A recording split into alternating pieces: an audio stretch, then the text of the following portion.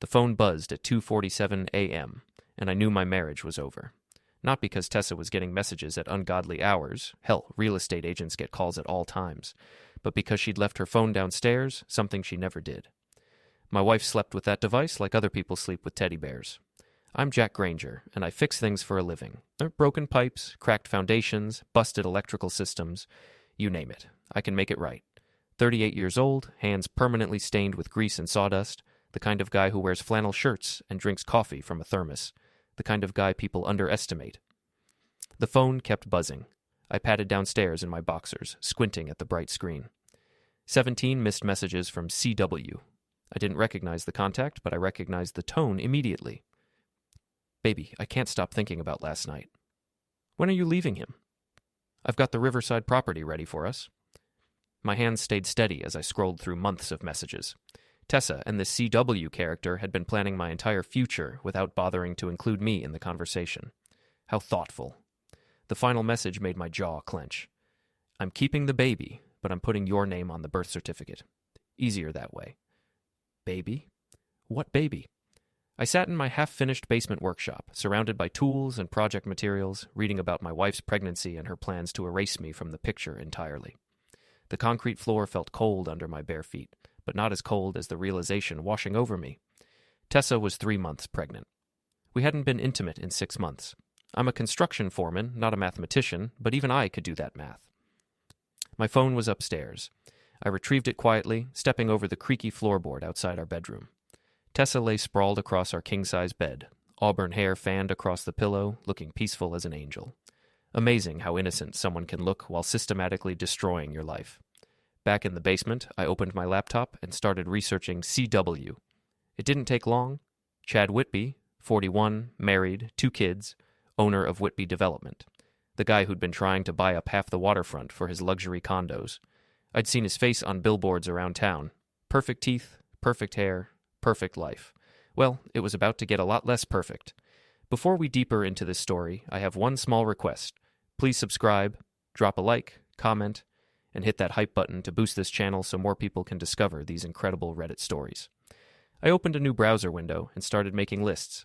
Bank accounts, insurance policies, joint assets, lease agreements, everything we'd built together over 12 years of marriage. Tessa thought she was playing chess while I played checkers.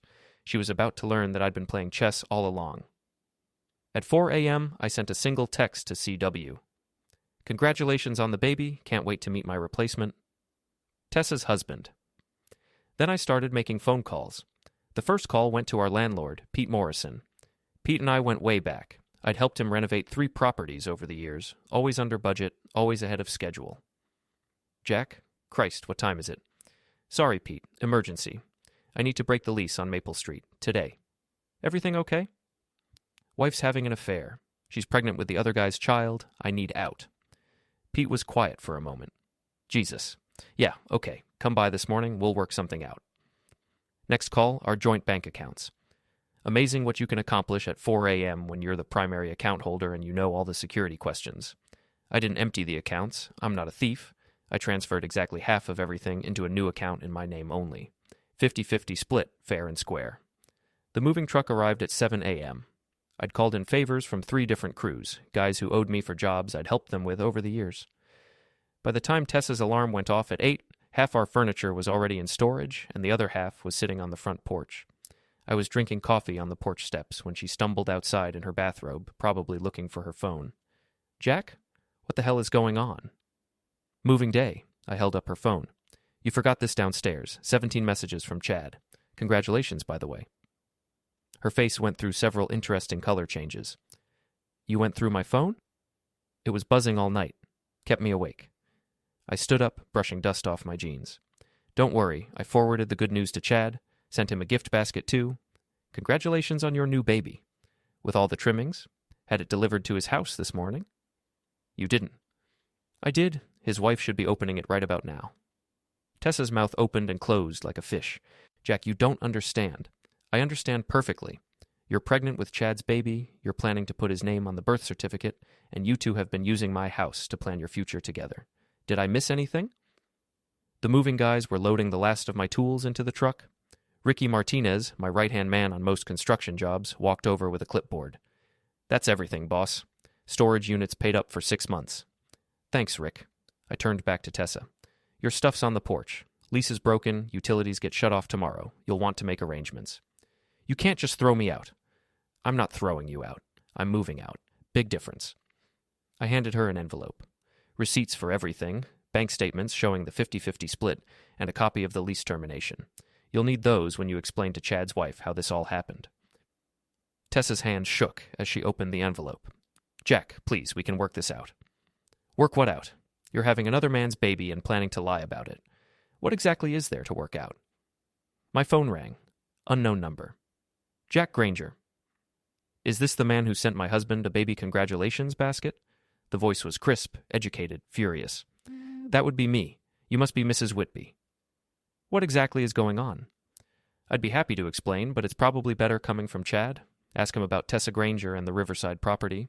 Ask him about the baby. I hung up and smiled at Tessa. That was Chad's wife. She sounds lovely. Tessa lunged for my phone, but I stepped back easily. Jack, you bastard! You're ruining everything.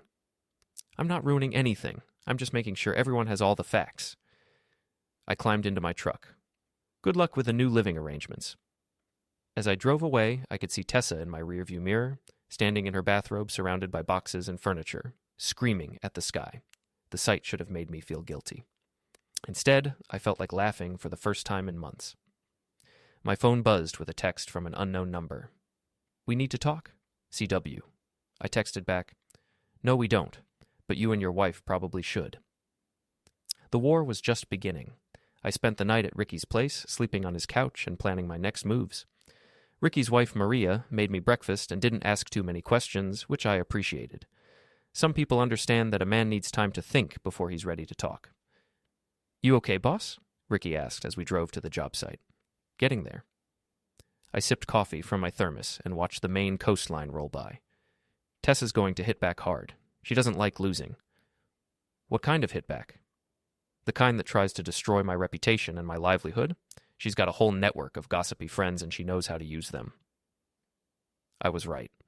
By 10 a.m., my phone was buzzing with calls from guys on the crew. Word was spreading through town faster than a grease fire. The story, according to the gossip network, was that I'd gone crazy with jealousy and thrown my pregnant wife out on the street. Jack's always been unstable, Monica Hendricks was telling people at the coffee shop. Monica was Tessa's best friend and business partner at Coastal Realty. Tessa's been afraid of him for months. By noon, the story had evolved. I was now an abusive husband who'd been controlling and manipulating Tessa for years. The pregnancy was mine, according to this version, but I was denying paternity to avoid responsibility. Poor Tessa, Juliet Brennan posted on the Millfield Community Facebook page. 12 years with that man, and this is how he treats her. Juliet lived next door to our old place. She ran the town's biggest gossip network and had opinions about everything. Usually, I ignored her completely. Today, I decided to pay attention. At lunch, I drove to the Anchor Tap, the dive bar where half the town's blue-collar workers gathered for sandwiches and beer. The conversation stopped when I walked in, which told me everything I needed to know. Afternoon, gentlemen. I ordered a burger and a Coke from Danny, the bartender. Busy day for everyone, I hear. Tom Bradley, who worked construction for a competing company, cleared his throat. Jack, we heard about, the situation. What situation is that, Tom? With Tessa, the baby and all. I took a long sip of my Coke. What did you hear exactly? That you threw her out. That she's pregnant and you're denying it's yours. Interesting. I pulled out my phone and opened the text messages. Want to see what really happened? I showed them the messages between Tessa and Chad. The room went quiet as they passed my phone around, reading about the affair, the pregnancy, and the plan to put Chad's name on the birth certificate. Holy shit, Tom muttered. Language, Tom. We're in mixed company. I gestured toward the one woman in the bar, elderly Mrs. Patterson, who was nursing a beer and pretending not to listen. Mrs. Patterson, what do you think? Should a man stick around when his wife's having another man's baby? Mrs. Patterson had been married to a fisherman for 50 years before he passed. She'd seen everything twice. I think that woman's got some nerve, Jackie, and I think anyone spreading lies about you ought to be ashamed. Word travels fast in a small town, especially when it's the truth and it's juicy. By evening, the Facebook post had dozens of comments, and half of them were defending me. Juliet tried to delete the most damaging ones, but screenshots live forever. That's when Tessa made her first real mistake. She hacked my work email. I got the call at 6 p.m. from Dave Morrison, my boss at Morrison Construction. Dave was Pete's younger brother and twice as hot-headed. "Jack, we got a problem." "What kind of problem?" "Someone sent screenshots to the main office, messages that look like they came from your email account. Inappropriate messages to female clients." My stomach dropped. "What kind of inappropriate messages?" "Harassment stuff. Comments about their appearance, suggestions about meeting up. Real ugly stuff." "Dave, you know that's not me." "I know that, but corporate doesn't know that. They're talking about suspension pending investigation." I closed my eyes. Tessa had always been good with computers, better than me. She'd helped me set up my work email account years ago, which meant she probably still had access. "Dave, those messages are fake. Someone's trying to frame me." "Can you prove it? Give me 24 hours. I hung up and called the one person in town who understood computers better than Tessa, Brendan Murphy, the IT guy at Coastal Realty. Brendan was 25, lived with his mother, and had a crush on every woman who walked through the office, including Tessa. "Brendan, it's Jack Granger." "Oh, hey Jack, I heard about things. I need a favor. Someone hacked my work email and sent fake messages. Can you tell me how to prove they're fake?" That's pretty serious stuff, Jack." "It is. And if I can't prove these messages are fake, I'm going to lose my job. Then I'll have to file a police report for computer fraud.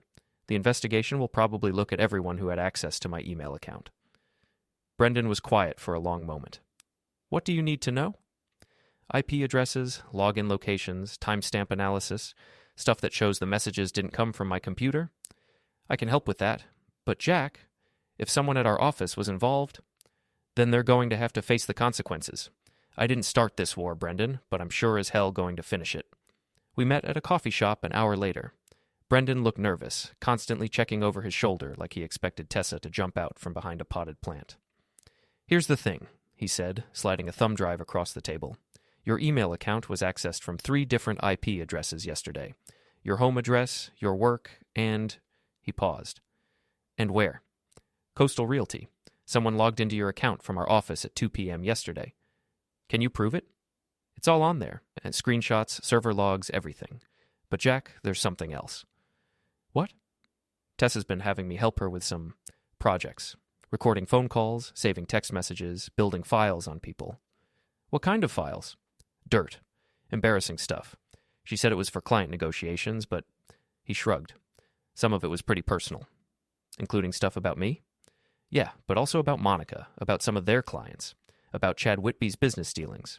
She's been collecting ammunition for months." I pocketed the thumb drive. "Brendan, I need copies of everything she had you collect." "I can't do that. It's my job." "Your job is helping someone commit computer fraud and harassment? Because that's what this is. And when the police investigate, they're going to want to know who helped her do it." Brendan's face went pale. "She said it was all legal." "Does framing someone for harassment sound legal to you?" 20 minutes later, I had copies of everything.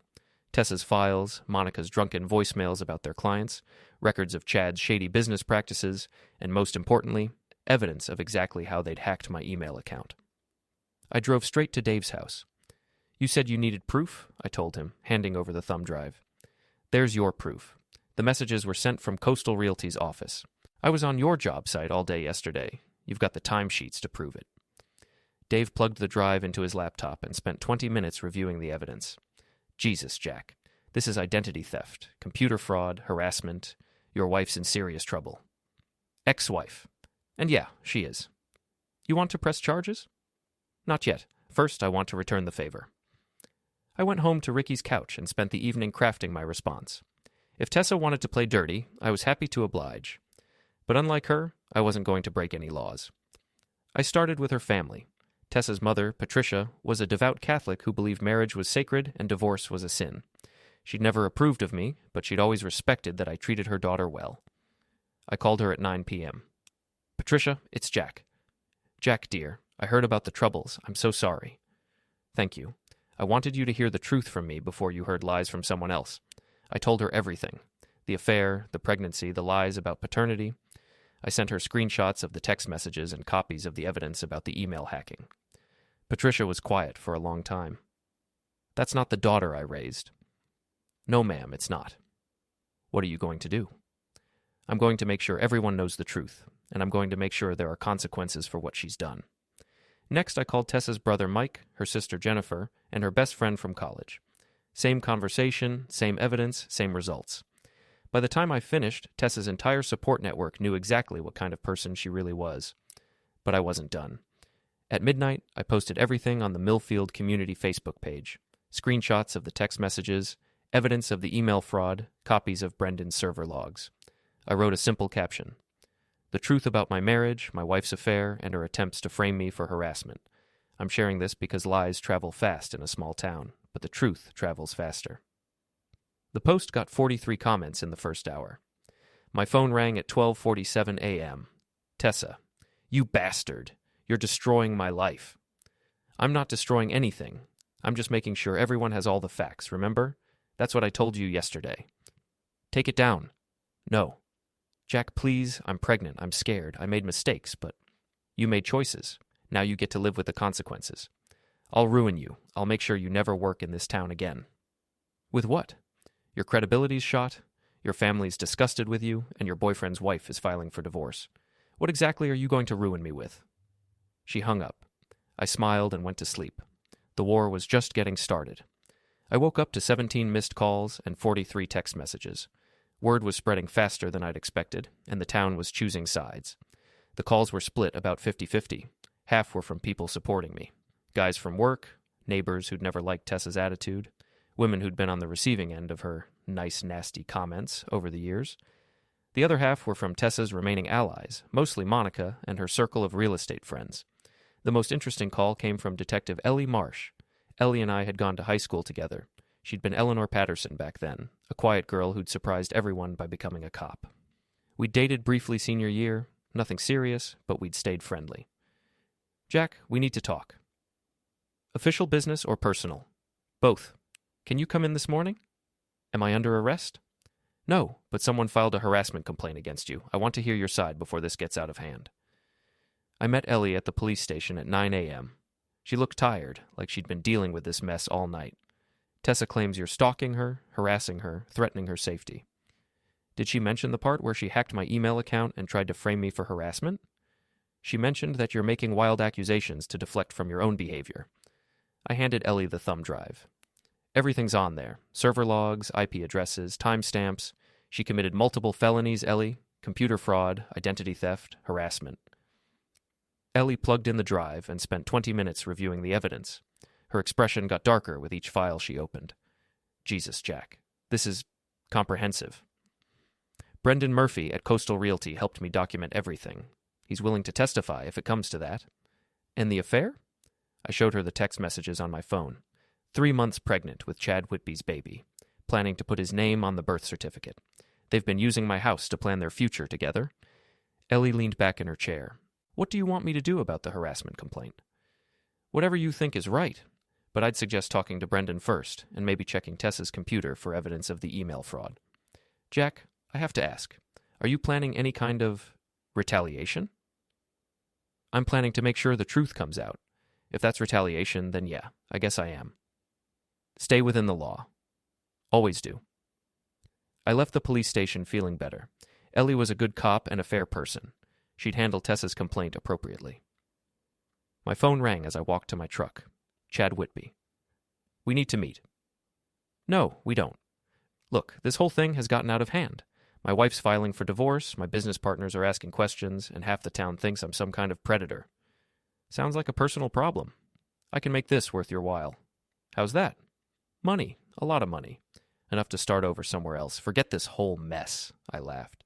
Chad, you really don't get it, do you? Get what? I don't want your money. I want justice. I want consequences. I want everyone in this town to know exactly what kind of people you and Tessa are. That's not smart, Jack. Are you threatening me? I'm trying to help you understand the situation. I have resources, connections, influence. You're a construction worker. This doesn't end well for you. We'll see about that. I hung up and called Ricky. Change of plans. We're going hunting. What kind of hunting? The kind that involves a marina, a boat, and a very stupid rich boy who thinks he's untouchable. Ricky picked me up at noon. We drove to Millfield Marina, where Chad kept his 40-foot cabin cruiser. The boat was his pride and joy, a symbol of his success and sophistication. He'd named it Liquid Assets, which told you everything you needed to know about his personality. "What's the plan?" Ricky asked. "Simple. Chad's been using that boat to impress Tessa. Taking her out for romantic cruises, probably. I want to see if they're still meeting up." "And if they are? Then we're going to give them a cruise they'll never forget." We parked across from the marina and waited. Old man Greeley, the marina caretaker, wandered over around 2 p.m. "Afternoon, boys. You waiting for someone?" "Maybe," I said. "Greeley, you know Chad Whitby's boat?" "The fancy one with the stupid name?" "Yeah, I know it. He been around lately." Greeley spat into the water. "Him and some redhead. Been coming by most afternoons this week. She's married to someone else, from what I hear." "That's what I hear, too." "Shame. My generation, we had more respect for marriage vows. Your generation had more respect for a lot of things." At 3:30, Chad's silver BMW pulled into the marina parking lot. Tessa got out of the passenger seat, looking around nervously. She was showing now, a small bump visible under her loose sweater. "There we go," Ricky muttered. Chad and Tessa walked to the boat, holding hands like teenagers. Chad helped her aboard with exaggerated gentleness, playing the devoted father-to-be. "Makes me sick," I said. "What's the plan?" "Wait here. If this goes wrong, call Ellie." I walked to the marina office and found Greeley. "Greeley, I need a favor." "What kind of favor?" "The kind that involves Chad Whitby's boat having engine trouble." Greeley grinned, showing gaps where teeth used to be. "What kind of engine trouble?" "The kind that leaves them stranded but doesn't actually hurt anyone." "I can work with that." 20 minutes later, Chad and Tessa were locked in the boat's cabin, shouting at each other while Chad tried unsuccessfully to start the engine. I'd disabled the ignition system and jammed the cabin door from the outside. Nothing permanent, nothing dangerous, just inconvenient. I called Alyssa Whitby. "Mrs. Whitby, this is Jack Granger. We spoke yesterday." "What do you want?" "I want to help you get the evidence you need for your divorce. Your husband and my wife are currently trapped on his boat at Millfield Marina. Might be a good time for photos." "Are you serious?" "Very serious. Slip number 12. They'll be there for at least another hour." Alyssa arrived 30 minutes later with a photographer and a lawyer. By the time the Coast Guard freed Chad and Tessa from the cabin, there were plenty of pictures documenting their romantic afternoon. Chad was furious. "You son of a bastard! You sabotaged my boat!" "Prove it," I said calmly. "I know it was you." "Knowing and proving are two different things. Ask your lawyer." Tessa looked like she wanted to attack me physically. "Jack, you're insane." "I'm thorough. There's a difference." Alyssa walked over, still holding her camera. "Chad, we need to talk." "Not here, Alyssa." "Yes, here, in front of everyone." She turned to Tessa. "How far along are you?" Tessa's face went red. "That's none of your business." "It is when you're carrying my husband's baby, or claiming to be." "Alyssa, please," Chad started. "Shut up, Chad. I'm talking to her." Alyssa stepped closer to Tessa. "You think you're the first? You think you're special? He's been cheating on me for 10 years. The only difference is you're stupid enough to get pregnant." Tessa's mouth opened and closed like a fish. "Here's what's going to happen," Alyssa continued. "I'm taking half of everything Chad owns. His business, his assets, his boats, his cars, everything. And when I'm done, he won't have enough money to support you, let alone a baby." She turned to Chad. "You want to play house with her? Fine. But you're going to do it in a trailer park, not a mansion." Alyssa walked away, leaving Chad and Tessa standing on the dock like deer in headlights. I smiled and followed her. "Mrs. Whitby, if you need any construction work done on your new single-woman lifestyle, I know a guy." She almost smiled back. "I'll keep that in mind." As I walked back to Ricky's truck, I could hear Chad and Tessa arguing behind me. Their voices carried across the water, sharp and desperate. "This is your fault." "My fault? You're the one who sent him that text." "You said he was stupid. You said he'd never figure it out." "I was wrong, okay? I was wrong about everything." I climbed into the truck and rolled down the window. The afternoon breeze carried the smell of salt water and the sound of two people realizing their perfect plan had turned into a perfect disaster. "How'd it feel?" Ricky asked. "Like justice," I said. "But we're not done yet." My phone buzzed with a text from an unknown number. "You're going to pay for this." I showed it to Ricky. "Looks like they're not done either." "What's next?" "Next, we take this public. Really public." The town's annual charity gala was tomorrow night. Everyone would be there. All the people who'd been gossiping about me, all of Tessa's friends, all of Chad's business associates. It was time to give them something to really talk about. The Millfield Community Center had been transformed for the annual charity gala. White tablecloths, twinkling lights, a small stage with a podium and projection screen. The event raised money for the local food bank, which meant everyone who was anyone in town would be there, including Tessa and her remaining supporters. I arrived at 7 p.m. wearing my only suit, a navy blue number I'd bought for weddings and funerals. Ricky came with me, looking uncomfortable in a borrowed tie. "You sure about this?" he asked as we walked in. "Absolutely. Because once you do this, there's no going back." "Good. I don't want to go back." The room was packed. I spotted Tessa immediately. She was sitting with Monica and 2 other women from the real estate office, all of them shooting dirty looks in my direction. She was wearing a black dress that showed off her pregnancy bump, playing the role of wronged wife and expectant mother. Chad was nowhere to be seen. Smart man. I made my way to the bar and ordered a beer. The bartender, a kid I didn't recognize, looked nervous. "You're Jack Granger, right?" "That's right." "I heard about, the situation." "What situation is that?" "With your wife and everything." "That's rough, man." "It's been educational." Mayor Patricia Wells took the stage at 8 p.m. to welcome everyone and introduce the evening's program. She was followed by the head of the food bank, who gave a brief speech about community support and helping neighbors in need. Then came the slideshow. Every year they showed pictures from community events throughout the year. Beach cleanups, school fundraisers, local business openings. It was usually boring as watching paint dry. Tonight was different. I'd spent the morning with Brendan Murphy, who'd agreed to help me with a special presentation. Brendan had access to the community center's computer system through his work at the real estate office, and he was feeling guilty about his role in Tessa's schemes. "You sure about this?" he'd asked. Positive. Just make sure the timing's right." The slideshow started normally. Pictures of the spring cleanup, the summer festival, the new library opening.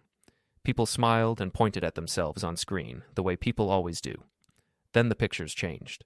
Instead of community events, the screen showed text messages.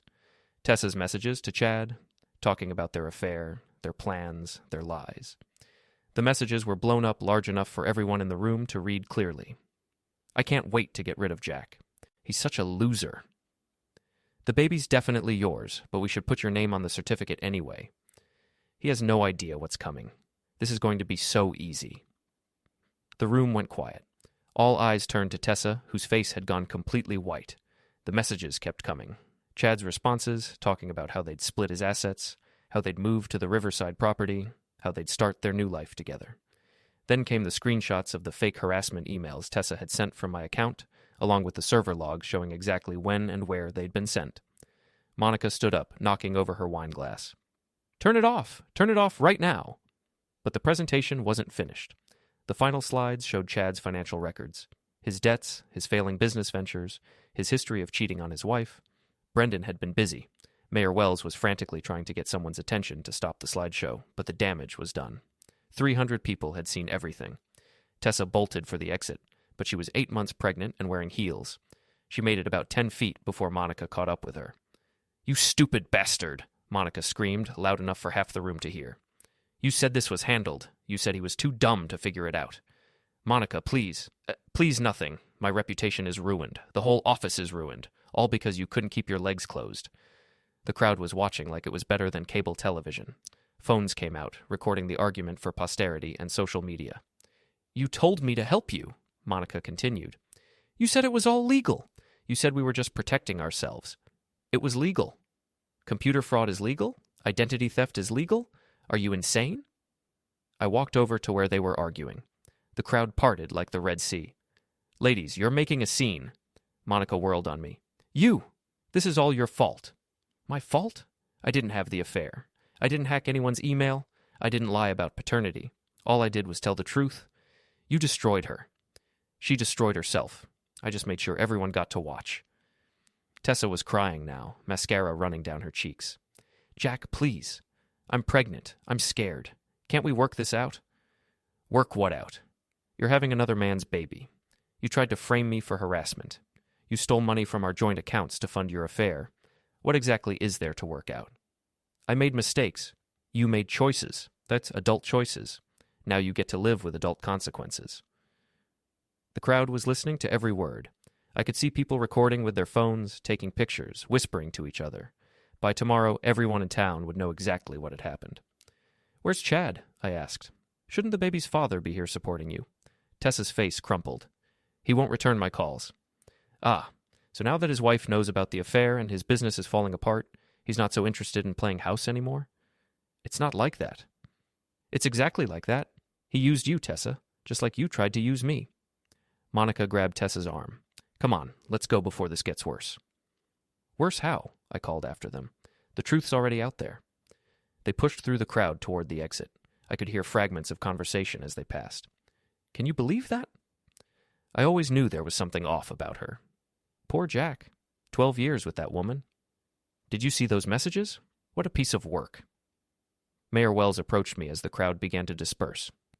"Jack, I don't know what to say." "You don't have to say anything, Patricia. Sometimes the truth speaks for itself."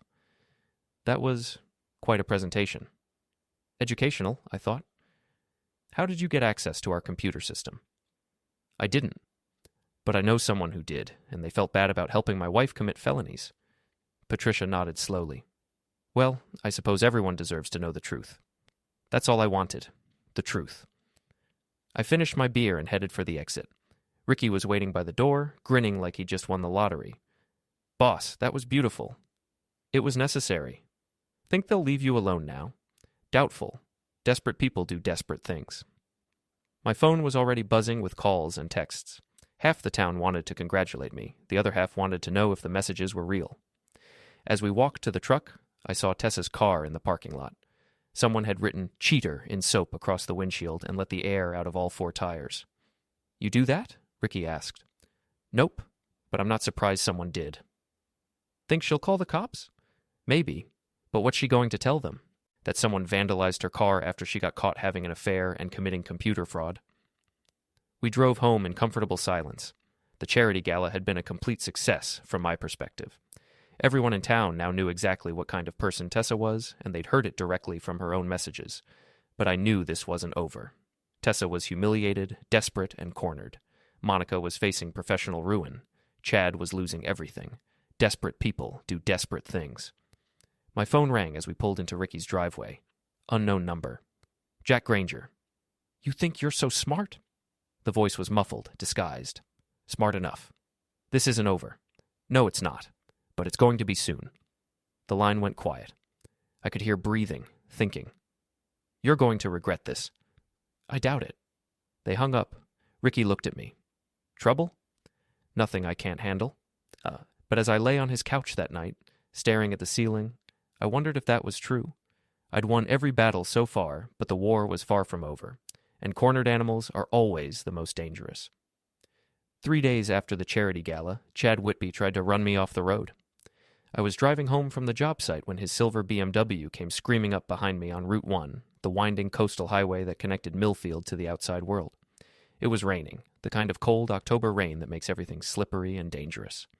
Chad pulled alongside me, rolled down his window, and started screaming. I couldn't hear what he was saying over the wind and rain, but his face was purple with rage. Then he swerved into my lane. I yanked the steering wheel right, tires sliding on the wet asphalt. My truck went sideways for a moment before I got it back under control. Chad accelerated past me, brake lights flashing as he took the next curve too fast. I pulled out my phone and called Ellie. "Chad Whitby just tried to ram me off the road on Route 1. Are you okay?" "I'm fine, but he's driving like a maniac in this weather. Someone's going to get hurt." "Where is he now?" "Heading toward town. Ellie, the guy's lost it completely. His wife filed for divorce, his business is falling apart, and Tessa won't return his calls. He's got nothing left to lose." "I'll put out a bolo. You want to press charges?" "Absolutely." 20 minutes later, Chad was in custody for reckless driving, road rage, and attempted assault with a vehicle. The state police found him parked outside Tessa's temporary apartment, drunk and crying. It should have been over then. But Tessa had one more card to play. She tried to have me arrested for stalking. The complaint was creative. I'll give her that. According to Tessa, I'd been following her, watching her apartment, calling her workplace, and generally making her life miserable. She had witnesses, Monica and 2 other women from the real estate office, who swore they'd seen me lurking around. The problem with her story was that I'd been documenting everything. Every day for the past 2 weeks, I'd taken pictures of myself at work, gotten receipts for everywhere I'd been, kept a detailed log of my activities. Ricky had helped, making sure we had timestamps and witnesses for everything. When Ellie came to arrest me, I handed her a folder containing my complete alibi. Jack, this is thorough. I knew she'd try something like this. Desperate people make desperate moves. These receipts show you were at Home Depot when she claims you were watching her apartment. That's because I was at Home Depot, buying materials for the Henderson job. And this picture shows you at the job site when she says you called her workplace. Because I was at the job site, working. Ellie flipped through the documentation. You've been keeping a log of everything? Everything. Times, places, witnesses, receipts. I learned a long time ago that the truth only matters if you can prove it.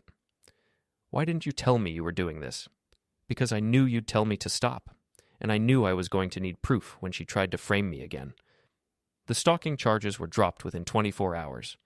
Tessa's witnesses changed their stories when faced with photographic evidence that they were lying. Monica broke first, admitting that Tessa had pressured her to lie. She said it was the only way to get back at you, Monica told Ellie. She said you'd ruined her life and she deserved revenge. What about the other witnesses? Same thing. Tessa promised them things, referrals, business deals, favors. She's been manipulating people for months. That's when I decided it was time to end this permanently. I called a meeting with Tessa, Monica, and Chad. Neutral ground, the conference room at the Millfield Community Center. Ellie agreed to be present as a witness. They came because they had to. Chad was facing criminal charges and needed to negotiate. Monica was facing professional sanctions for lying to police. Tessa was facing potential felony charges for computer fraud and filing false reports. I arrived with a briefcase full of evidence and a simple proposal. Here's what's going to happen, I began. Chad, you're going to plead guilty to the road rage charges and accept whatever sentence the judge gives you. In exchange, I won't press additional charges for harassment or stalking. Chad's lawyer nodded. It was a good deal, considering what Chad had done. Monica, you're going to resign from Coastal Realty and find a new career, something that doesn't involve lying to police officers or helping people commit felonies. Monica started to protest, but her lawyer shushed her. Tessa, you're going to disappear. Leave town, start over somewhere else, and never contact me again. In exchange, I won't press charges for computer fraud, identity theft, or filing false police reports. I can't just leave, Tessa said. I'm pregnant. I don't have anywhere to go. That's not my problem. You created this mess. You figure out how to clean it up. Jack, please. I know I made mistakes, but you didn't make mistakes. You made choices. You chose to have an affair. You chose to lie about paternity. You chose to frame me for harassment. You chose to file false police reports. Every single step of this disaster was a choice you made. Tessa was crying again, but I was done feeling sorry for her. Here's what I know, I continued, opening my briefcase. Chad's business is bankrupt. He's been using investor money to fund his personal lifestyle, including his affair with you. That's embezzlement and securities fraud. Chad went pale. Monica's been helping clients hide assets during divorce proceedings. That's fraud and conspiracy. Monica's lawyer started taking notes frantically. And Tessa's been collecting blackmail material on half the town, using her position at the real estate office to gather information for personal use. I spread photographs and documents across the table. Bank records, email printouts, recorded conversations, financial statements. I have enough evidence to destroy all three of you completely. Criminal charges, civil lawsuits, professional sanctions, public humiliation. I can make sure none of you ever work in this state again. The room was silent, except for the sound of Tessa sniffling.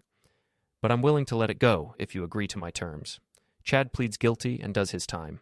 Monica finds a new career. Tessa leaves town and never comes back. And if we don't agree, Chad asked, then I release everything to the police, the press, and the internet. Your investors will sue you into bankruptcy, Chad. Your professional license will be revoked, Monica, and you, Tessa, will be facing multiple felony charges while trying to raise a baby alone. I closed the briefcase and stood up. You have 24 hours to decide. After that, the offer expires and I release everything. I walked out of the room without looking back. The next morning, all three of them signed agreements accepting my terms. Chad pled guilty to reckless driving and assault charges. He got 6 months in county jail and 2 years probation. His business collapsed within a week, and his investors sued him for everything he had left. Monica resigned from Coastal Realty and moved to Portland, where she got a job selling insurance. She never worked in real estate again. Tessa left town 2 days later, driving her beat-up Honda toward parts unknown.